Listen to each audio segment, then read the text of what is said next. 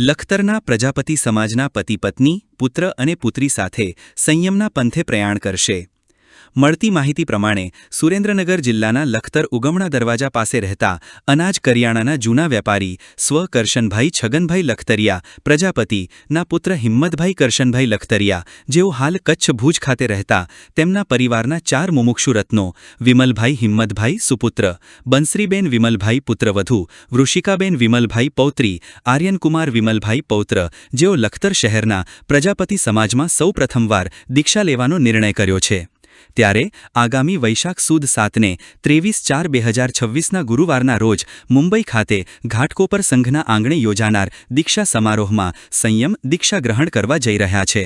ત્યારે લખતર ખાતે વર્ષિદાન યાત્રા, આરશી વચન, બહુમાન સમરોહ, નવકારશી સંઘ જમણ, પ્રજાપતિ જ્ઞાતિ સમૂહ ભોજન સહિતના વિવિધ કાર્યક્રમોનું શ્રીમતી વસુમતીબેન હિંમતલાલ જૈન ભુજ કચ્છવાળા લાભાર્થી પરિવાર તરફથી આયોજન કરવામાં આવ્યું હતું।